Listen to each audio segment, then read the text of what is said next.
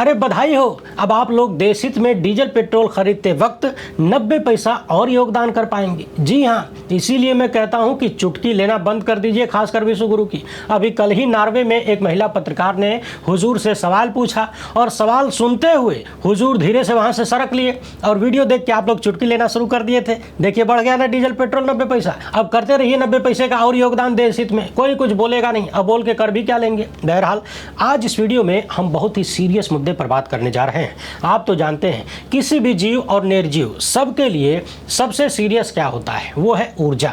कोई भी चलता है ऊर्जा के माध्यम से, और ऊर्जा कहाँ से आती है? खाने से। जीव हो चाहे निर्जीव सब खाते हैं, मोबाइलों खाता है, बैटरी और नेट। तो सबसे महत्वपूर्ण चीज है ऊर्जा।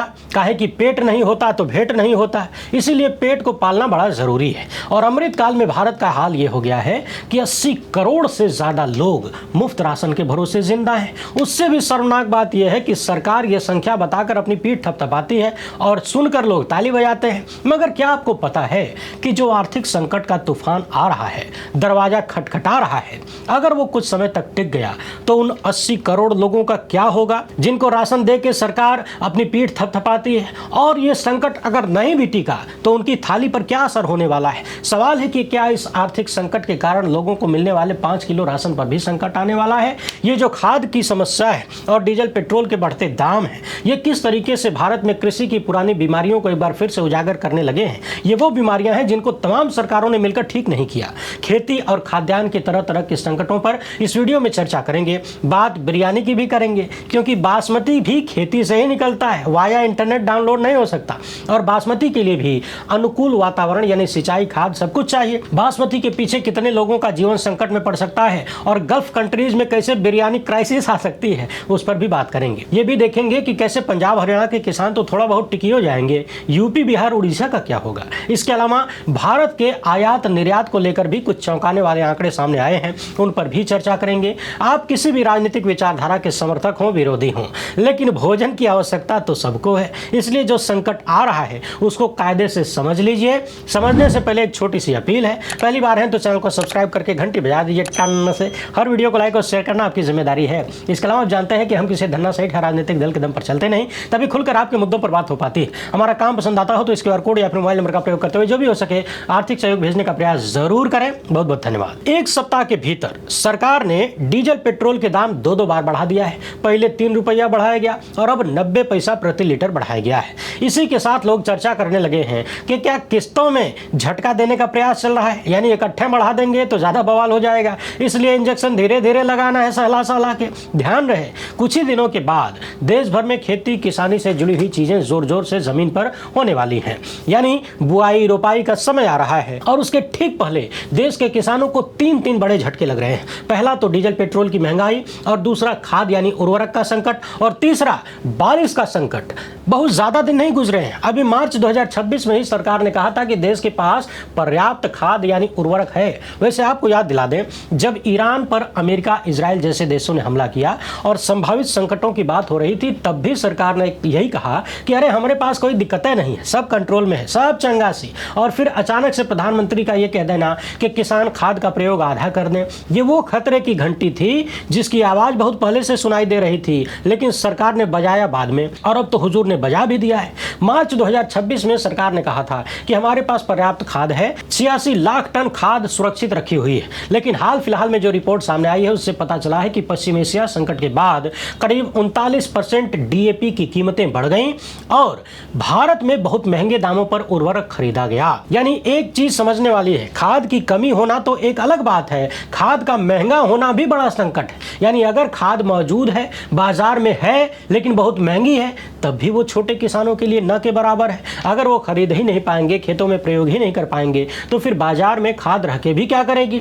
यानी अगर खाद मौजूद है, बहुत महंगी है, सरकार भले ही कह दे कि खाद तो है, खरीद लो, डाल दो खेत में, लेकिन किसान बेचारा खरीदे कहां से। समझने वाली बात यह है कि भारत अपनी जरूरत का लगभग 80% यूरिया देश में बनाता है और बाकी का आयात करता है। अब आप कहेंगे कि कि 80% जब खुद बनाते हैं तो दिक्कत किस बात की है? तो दिक्कत इस बात की है कि यूरिया इंडस्ट्री भी आयातित ईंधन पर बहुत ज्यादा निर्भर है। यानी खाद देश में बन रही है, लेकिन उसे बनाने की जो ऊर्जा है वो विदेश से आती है। देसी भाषा में आप यूं समझिए कि विदेशों से सारा कल पुर्जा छोटा छोटा आ रहा है, यहाँ लाके असेंबल किया जा रहा है खाद वाला कल पुर्जा। इस लेख में बताया गया है कि भारत के किसान फर्टिलाइजर ट्रैप में फंसे हुए हैं, यानी जरूरत से ज्यादा खाद इस्तेमाल करते हैं। पहले तो ज्यादा खाद डालकर ये सोचते हैं कि फसल अच्छी होगी, शुरुआत में 1-2 बार फसल अच्छी हो भी जाती है, लेकिन मिट्टी की जो ऑर्गेनिक ताकत है वो घटने लगती है। बाद में जब फसल कमजोर होती है, उत्पादन कम होता है, तो किसान को लगता है कि और खाद ढेल दो।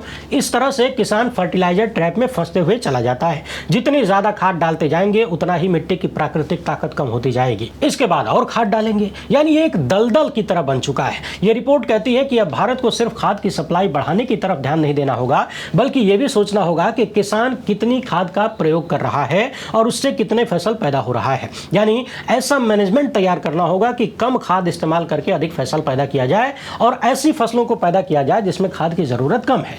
जहां तक बात ऑर्गेनिक खेती की है, तो लेखक ने यह भी बताया है कि भारत में सरकारें 20 से ज्यादा फसलों के लिए एमएसपी घोषित करती हैं, लेकिन असल सरकारी खरीद मुख्य रूप से धान, गेहूं और गन्ना तक ही सीमित रहती है। इसका कारण यह है कि किसान इन्हीं फसलों को ज्यादा उगाते हैं और समस्या यह है कि इन फसलों में, तीनों फसलों में ही, इन 3 फसलों में ही भारत में कुल यूरिया की लगभग 2/3 खपत कर दी जाती है। यानी धान, गेहूं और गन्ना, इनको पैदा करने में जो भारत में टोटल यूरिया का प्रयोग हो रहा है उसका 2/3 खाली इन 3 फसलों में जाता है और किसान इन्हीं को ज्यादा उत्पादन करते हैं क्योंकि इसी पर एमएसपी अच्छे से मिलती है और जो पारंपरिक फसल चक्र है वो टूट जाता है, चाहे दाल की खेती हो या फिर अन्य फसलें। बताया गया है कि दालों और अनाज के मिश्रित फसल चक्र ने हजारों साल तक भारतीय खेती को टिकाए रखा। यानी कभी दाल की बुआई, कभी उसी खेत में अन्य अनाजों की बुआई होती थी, तो फिर उर्वरक बना रहता था। यानी जब खेत में अलग अलग तरह की फसलें उगाई जाती हैं तब जमीन की उर्वरता बनी रहती है। रिपोर्ट कहती है कि दाल जो होती है, यानी जब दाल की दलहन की खेती की जाती है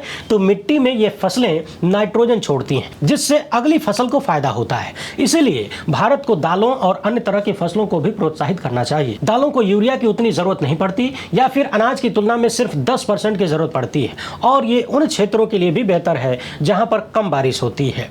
यानी खाद का प्रयोग कम हो, उसका आयात कम करना पड़े। इन सब के लिए जिन मूलभूत बदलावों की जरूरत है वो सरकारें करती नहीं। कभी मन की बात में तो कभी किसी मंच पे खड़े होकर बड़ा बड़ा भाषण दे दिया जाता है, काम खत्म, जमीन तक चीजें पहुंच ही नहीं पाती हैं। इन सब कामों को करने के लिए अलग अलग मंत्रालयों और क्षेत्रों के बीच कोऑर्डिनेशन बहुत जरूरी होता है। ऐसा ना हो कि प्रधानमंत्री ने भाषण दे दिया, उनको मन की बात में कुछ बोलना था, कोई टॉपिक चाहिए था, इसी को लेके बोल दिया और फिर निकल लिए। अभी की स्थिति को अगर ध्यान से देखें तो देश के तमाम राज्यों में धान की खेती की जाने वाली है, समय आ गया है। अगर खाद समय पर नहीं मिली तो कोई भी खेती कमजोर पड़ सकती है। वो धान हो, गेहूं हो, गन्ना हो, मक्का हो, कपास हो, चाहे सब्जी हो, सबकी पैदावार घट सकती है। और आपको याद दिला दें, एल नीनो इफेक्ट भी साल 2026 के लिए काम कर रहा है, यानी कम बारिश होने का खतरा बना हुआ है। आपको याद दिला दें कि एल नीनो इफेक्ट भी साल 2026 के लिए काम कर रहा है, यानी कम बारिश होने की आशंका है। सामान्य से कम बारिश शुरुआत में किसानों को, बाद में हर व्यक्ति को संकट में ये डालेगी। इस कम बारिश से धान, कपास, सोयाबीन, गेहूं और सरसों जैसी फसलों पर असर पड़ सकता है। कल की इस वीडियो में हमने आपको बताया था कि किस तरीके से ये जो संकट आ रहा है इसमें छोटे किसान सबसे पहले मारे जाएंगे, यानी जो कम खेती करते हैं, जिनके पास जमीन कम है, क्योंकि वो महंगी खाद नहीं खरीद सकते। महंगा डीजल जला के सिंचाई करना उनके लिए मुश्किल है, दिक्कत वाली बात है। और समझने वाली बात यह है कि पंजाब, हरियाणा जैसे राज्यों में नहरों आदि का बढ़िया नेटवर्क है, लेकिन बिहार, उड़ीसा के मामले में कहानी बदल जाती है। बिहार, उड़ीसा का क्या होगा? वैसे कहानी तो यूपी के बारे में भी बदल जाती है और आसपास के जो तमाम और राज्य हैं उनका भी संकट है। सिंचाई को लेकर खासकर छोटे किसानों के लिए बड़ी समस्या है। पूर्वांचल वगैरह में इन किसानों के ऊपर एक तरफ से नहीं, कई तरफ से संकट आ रहा है। डीजल पेट्रोल की महंगाई, खाद का संकट, ऊपर से बारिश में होने वाली कमी।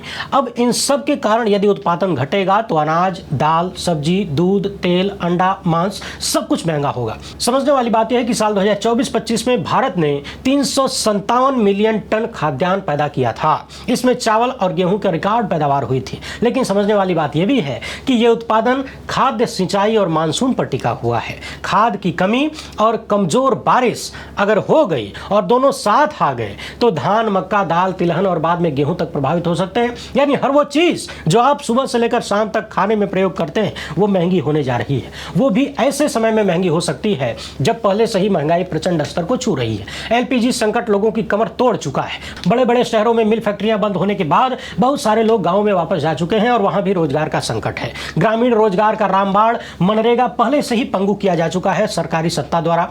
ऐसे में जब किसान पर चौतरफा मार पड़ेगी तो वही मार घूम फिर के कुछ हफ्तों बाद हर एक देशवासी पर पड़ने वाली है। आप लोग बासमती चावल का ही उदाहरण ले लीजिए। साल 2024-25 में भारत ने 60 लाख टन से भी ज्यादा बासमती चावल निर्यात किया था, यानी दूसरे देशों में बेचा था। और इसकी कीमत जानते हैं कितनी थी? 50,312 करोड़। यानी एक वित्त वर्ष में भारत ने 50,000 करोड़ का केवल बासमती चावल बेच दिया, वो भी विदेश में। यहाँ सबसे बड़ी बात यह है कि विदेश में बेचा है। जब हम कुछ विदेश में बेचते हैं तो विदेशी करेंसी हमारे पास आती है, डॉलर आता है, और फिर उस करेंसी से हम अपनी अन्य जरूरत की चीजें मंगवा सकते हैं विदेशों से। अब यदि बासमती के उत्पादन पर कमी आई, असर हुआ, तो सिर्फ वो किसान नहीं टूटेगा जो इसकी खेती करता है, इसका असर पूरे देश की व्यवस्था पर होगा। अगर खाद की कमी से, बरसात की कमी से उत्पादन घटा तो किसान को उपज कम मिलेगी, मिल मालिकों को माल कम मिलेगा, भारत का निर्यात घटेगा, डॉलर कम आएंगे। जो लोग इस क्षेत्र में व्यापार करते हैं, यानी किसान डायरेक्ट तो बेचने जाता नहीं है, आड़ती और जो लोग भी इसमें शामिल हैं, उन सबको नुकसान होगा। खासकर हरियाणा, पंजाब, पश्चिमी यूपी के किसानों, आड़तियों और राइस मिलों, ट्रांसपोर्टरों और निर्यातकों पर सीधा डायरेक्ट असर होने वाला है अगले 2-4 महीने में। और इन पर तो असर तुरंत हो जाएगा, लेकिन देश और देश की अर्थव्यवस्था पर कुछ हफ्तों बाद होगा। यानी निर्यात घटेगा तो डॉलर कम आएगा, और डॉलर की जरूरत तेल, गैस सब कुछ मंगवाने में, यहां तक कि खाद को मंगवाने भी है। तो प्रधानमंत्री ने जितनी आसानी से आकर कह दिया कि खाद का इस्तेमाल 50% घटा दीजिए और फिर कह के निकल लिए विदेश घूमने, उतनी आसान ये चीजें हैं नहीं, उतनी आसानी से आई गई नहीं हो पाएंगी ये बातें जितना हल्के में लिया जा रहा है। वैसे भी देश में 80 करोड़ से ज्यादा लोग मुफ्त राशन के भरोसे जिंदा हैं, तो ये क्यों देना पड़ रहा है और लोग क्यों ले रहे हैं? कारण है कि मजबूर है। सरकार मजबूरी में दे रही है क्योंकि जनता भूखे न मर जाए, और जनता मजबूरी में ले रही है क्योंकि और कोई साधन नहीं है। हाँ, उसमें बहुत सारे लोग ऐसे भी हो सकते हैं जो सक्षम हैं और मुफ्त राशन बटोर लेते हैं। समाज में ऐसे चिरकुटों की कमी नहीं है, बहुत बड़ी संख्या में, बड़ी बड़ी गाड़ियों से चलते हैं, खूब भौकाल बनाते हैं, लेकिन मुफ्त का राशन उठा लेते हैं। मगर बहुतायत में गरीब आबादी है जो इस राशन के भरोसे जिंदा है। अब समझने वाली बात यह है कि यह तिहरा संकट कहीं न कहीं दिख रहा है। पहले डीजल पेट्रोल की महंगाई, इसके बाद कम बारिश की आशंका, और फिर खाद की तथाकथित होने वाली कमी। लेकिन अगर इन सब के कारण उत्पादन घटा तो ऐसा नहीं है कि इसका असर कहीं नहीं होगा। इसका असर मुफ्त राशन तक भी जा सकता है। प्राथमिक असर यह होगा कि गेहूं, चावल, दाल, सब्जी, दूध, चारा, ये सब की कीमतें बढ़ जाएंगी। गरीब परिवारों को गेहूं और चावल भले मुफ्त में मिल जाए, लेकिन बाकी की जो खाने वाली चीजें हैं, बिना तेल की सब्जी कैसे बनेगी? पानी में तो बन नहीं सकती। दाल खरीदना ही पड़ेगा, दूध, पशुओं का चारा, मसाला वसाला सब कुछ खरीदना ही पड़ेगा। तो मुफ्त राशन भले ही मिलता रहे, लेकिन थाली में रोटी चावल मुफ्त राशन के भरोसे आ सकता है, परंतु सब्जी दाल का संकट तो बढ़ने वाला है, जो कि पहले से ही थाली से दूर होता हुआ दिखता है। इसके बाद की बात यह है कि उत्पादन में कमी का संकट अगर 2 सीजन यानी खेती के 2 सीजन या 2 साल तक ये रह गया तो फिर मामला बिगड़ जाएगा। अभी सरकार के पास पर्याप्त स्टॉक हो सकता है, लेकिन संकट जितने वक्त यानी जितने लंबे वक्त तक रुका रहेगा, समस्या बढ़ती जाएगी। सरकार को मुफ्त राशन योजना चलाने के लिए ज्यादा कीमत पर अनाज खरीदना पड़ेगा। यानी किसान अगर चावल गेहूं उगा रहा है, बेच रहा है सरकार को, उसकी लागत बढ़ गई है तो वो महंगा बेचना चाहेगा, सरकार को महंगा खरीदना पड़ेगा, यानी खाद सब्सिडी पर बोझ पड़ेगा, सरकार का बजट गड़बड़ाएगा और उसकी वसूली भी तो आप ही से करनी होगी। अगर सरकार खरीद कम करती है तो फिर धीरे धीरे ये चक्र मुफ्त राशन को भी अपने दायरे में ले सकता है। तो यहाँ एक महत्वपूर्ण बात यह है कि जिन्हें मुफ्त राशन मिलता है वो भी तात्कालिक संकट को जूझने के लिए तैयार रहें, क्योंकि थाली में रोटी चावल के अलावा दाल, सब्जी और अन्य चीजों की भी जरूरत होती है। तो एक साल के उत्पादन संकट पर बहुत ज्यादा असर यानी प्रचंड स्तर का असर भले न दिखे मुफ्त राशन पर, इन 80 करोड़ लोगों पर, लेकिन लगातार अगर 2 सीजन या 2 साल उत्पादन और सरकारी खरीद अगर दोनों घटे तो मसला गंभीर हो सकता है। और यदि सरकारी खरीद नहीं भी घटती है तो आर्थिक बोझ बढ़ेगा, जिसकी वसूली आप जनता से ही करनी है। ये सारी चीजें बता रही है कि आने वाला समय आर्थिक रूप से भारत की जनता के लिए ठीक नहीं है। इसी बीच एक आंकड़ा ये भी देखिए, भारत में 2025-26 में व्यापार घाटा नया रिकॉर्ड बना रहा है। $333 अरब का हो गया है व्यापार घटा।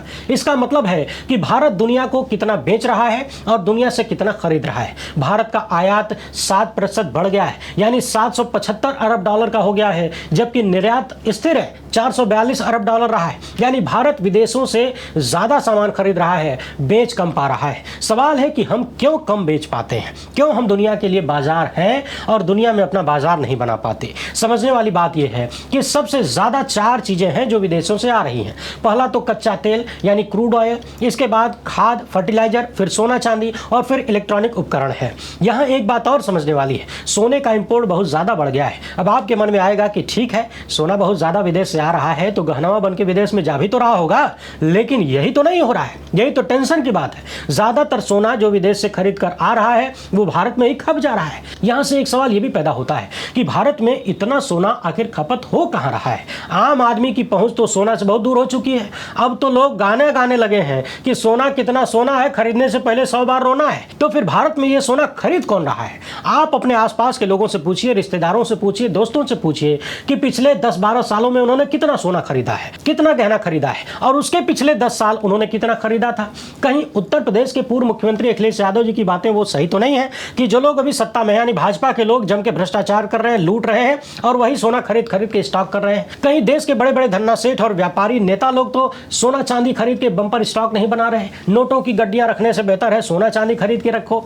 इससे देश का नुकसान हो रहा है। यूं समझिए कि अगर भारत विदेशों को बेच ज्यादा रहा होता तो विदेशी मुद्रा हमारे यहां आती, लेकिन हो उल्टा रहा है। भारत 333 अरब डॉलर के व्यापार घाटे में चल रहा है। अब इतना डॉलर आएगा कहां से बराबरी करने के लिए? समझने वाली बात यह है कि पिछले कुछ सालों में फर्टिलाइजर का इंपोर्ट बढ़ गया है। यानी सरकार ने फर्टिलाइजर इंपोर्ट को कम करने की बातें बार बार दोहराया, उसके प्रयोग को कम करने की बात दोहराया, लेकिन जमीन पर चीजें हुई नहीं। खाने के तेल को लेकर भी भारत की निर्भरता विदेशों पर बहुत ज्यादा है। 2023-24 में अपनी जरूरत का खाने का तेल 56% हमने विदेश से मंगवाया। 2025-26 में ऑयल इंपोर्ट 12% बढ़ा और अप्रैल 2026 में 40% बढ़ गया। शायद यही कारण है कि हुजूर को कहना पड़ गया कि खाने के तेल कम कर दीजिए, कम खाइए। इलेक्ट्रॉनिक कंपोनेंट्स में तो आप जानते ही हैं कि चाइना जैसे बाजारों के सामने हमारी व्यवस्था कहीं टिक नहीं पाती। मेक इन इंडिया का नारा दिया गया, फिर पता चला कि चाइनीज प्रोडक्ट पे ही मेक इन इंडिया का मुहर लगाकर बेचा जाना शुरू कर दिया। और तो और गलगोटिया यूनिवर्सिटी ने हाल में जो किया था आपको पता ही होगा। समझने वाली बात यह है कि जब आयात बढ़ता है तो भारत का फॉरेन एक्सचेंज रिजर्व घटता है,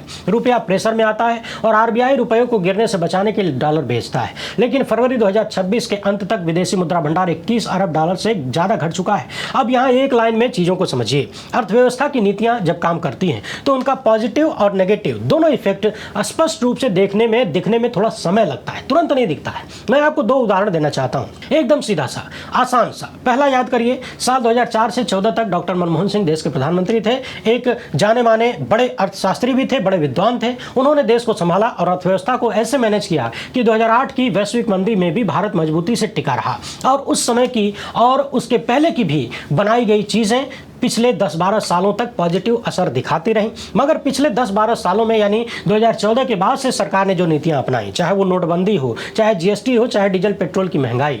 नोटबंदी ने बहुत सारे छोटे छोटे उद्योग धंधों को बर्बाद कर दिया। जीएसटी के चक्कर में लोग आज तक पिस रहे हैं। तो इन चीजों का जो इफेक्ट पिछले 10-12 सालों में पैदा हुआ है उसका असर अब दिखना शुरू हुआ है और इस संकट के बाद उसका असर और बड़े स्तर पर दिख सकता है। और यह असर लंबे वक्त तक रहेगा यदि मजबूती से सुधारों के लिए काम नहीं किया गया तो। और सुधार भी जो किए जाएंगे उसका असर भी लंबे वक्त बाद दिखेगा। आप इससे एक और हल्का उदाहरण लीजिए। याद करिए, साल 2012 से लेकर 17 तक उत्तर प्रदेश में समाजवादी पार्टी की सरकार थी। अखिलेश यादव मुख्यमंत्री थे। उन्होंने बहुत सारी योजनाएं और निर्माण योजनाओं को शुरू किया। बहुत सारी उनकी योजनाएं अभी पूरी नहीं हो पाई थी, जमीन पर उतर नहीं पाई थी, लेकिन सरकार बदल गई और भाजपा की सत्ता आ गई। योगी आदित्यनाथ मुख्यमंत्री बने। उत्तर प्रदेश के शुरुआत के 3-4 सालों तक योगी आदित्यनाथ ने दनादन यहां वहां आए दिन फीता काटा।